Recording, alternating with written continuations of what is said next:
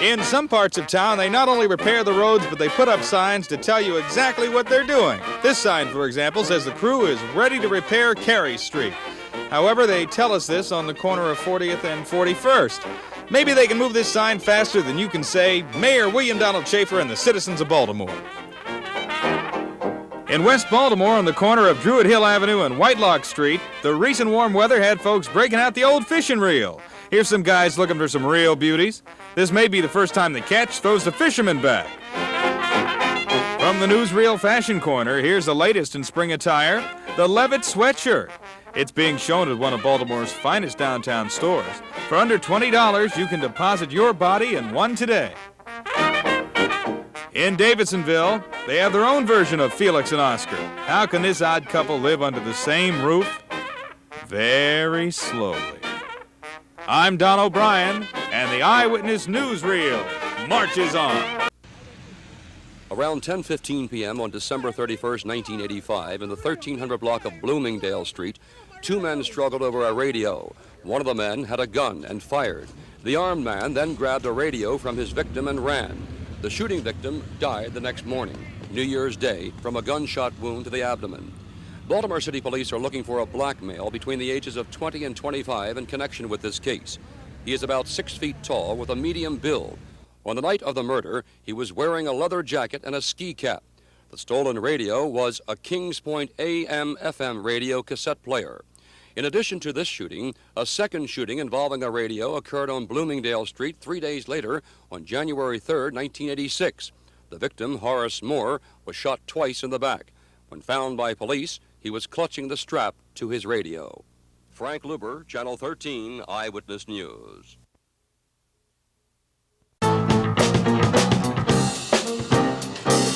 It's the Walbrook Jazz Ensemble, making special music for a very special woman, Georgine Edgerton, who spends her life with her family and in her Mount Holly community. She never says no to any project, has so many awards of thanks for thousands of tireless hours of volunteer work. From City Hall to the police department, from the band here at Walbrook Senior High to the Leadenhall Baptist Church, Georgine is involved. She went out and swept the football field so that we could have our graduation exercises on a nice clean field. And she also helps with scholarship. She actually is the mayor of the greater Walbrook community. Gets jobs done when no one else wants to tackle the task. And this is why so many of her friends are with her today, to salute Georgine Edgerton, who turns her attention to something and everybody listens. It's impossible for us to continue to work in the Southwestern District without Georgine's help. She's extremely helpful to us in getting community involvement, which is very important to the police department. People are my life, and I love them. That four-letter word, L-O-V-E, it means so much to me. She's always there with a helpful ear, listening ear, a card, a note, a home visit. She's there because she really cares. It brings so much joy to my heart, and I hope that as I continue to live, that I will be able to continue to help people and extend love to everybody. The band is struck up just for you, Georgine, and I'm delighted to pin the gold 13 on you for all the wonderful work that you're doing. You are truly interested in your community, and we all appreciate the work you're doing. Thank you so much, Richard. Richard Sher, Channel 13 Eyewitness News. At which time report cards will be distributed. I'm Ann Kellen at Northwestern High School in Baltimore. Most of these students will tell you they don't carry guns or know anyone in school with a gun, but it doesn't mean they're not scared. And I'm afraid to come to school in a way, because it's really not safe. You're walking, going to the bathroom, a bunch of girls are in there. You don't know if they got a gun or what. They never know because it's so easy for anyone to get a gun. Just ask them. You can go on certain street corners and just basically ask anyone, who's basically slick.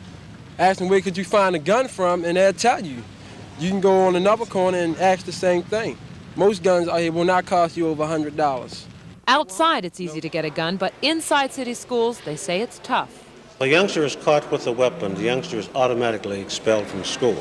Come on, let's make like the wind. Let's hurry now. And here, Boyce Mosley instills a policy of discipline and responsibility. With 1,500 students and a staff of only 80, he relies on students to help.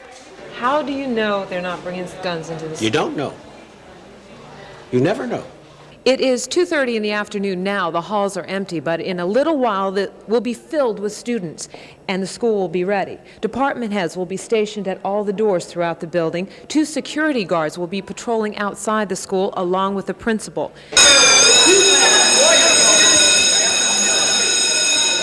The object is to clear the school as quickly as possible and watch out for strangers. That's when shootings are most likely to occur. Are administrators and teachers scared? Sometimes. And the students are scared too. In the school, out in the street, I'm just worried, period. Because people these days, they don't care about no one but themselves. It's like your life or theirs. Ann Kellen, Channel 13, Eyewitness News.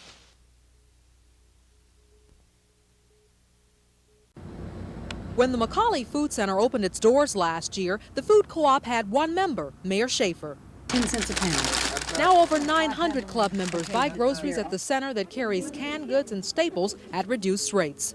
It's reasonable. I like the prices, and not cheap. Cheaper than other stores I go to. But the McCauley Food Center is a lot more than just a place to buy food. There's also a training program here. A reading and job training program. Mary Alice Williams is one of its students. She's lived in this Southwest Baltimore community all her life, and up until recently, she couldn't read.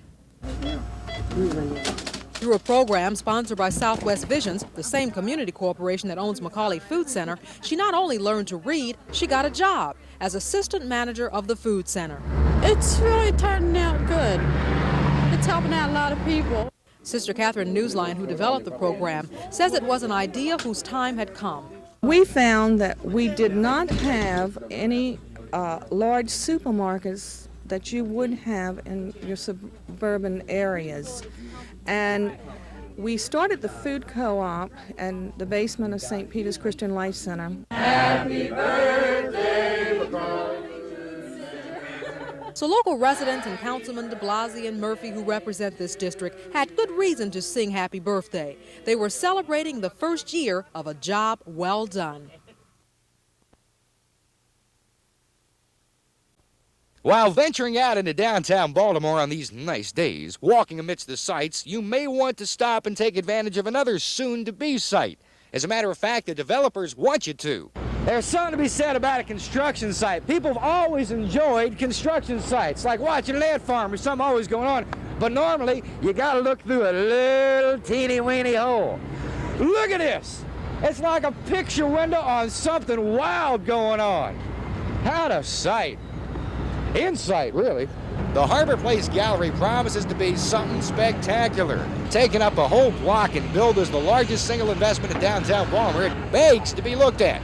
And since it sits right on one of the busiest corners in the state, people are checking the work and the workers out. Do you notice a lot of people coming by here and watching what you guys are doing? Yeah, quite a few. Yeah? Quite a few, yeah. You walk through here daily? Every day. You check it out every day? Yeah. I'm kind of curious what it's going to be. Oh, it's going to be it's obviously going to be the gallery at Harbor Place. And if that means if this is the gallery at Harbor Place, then we're in the viewing gallery of the gallery at Harbor Place. I guess we are. As a matter of fact, the blue running lights and neon illuminating the literature along the construction side wall make quite a sight at night. Poet don't know it. I do, however, know this. At the rate they're working, you better get down there and look quick, because soon this view will be a wall. The view of the gallery at Harbor Place. That's just fantastic. Ladies and gentlemen, you want to stay tuned, because in just a short amount of time, your Ketchum Bass staff is coming back to downtown Baltimore to do a story on another piece of construction that's always amazed me, and that is simply this. Did they build that building to make it look like it was falling over, or is it maybe really? With Instant Eye, Marty Bass, Channel 13, Eyewitness News.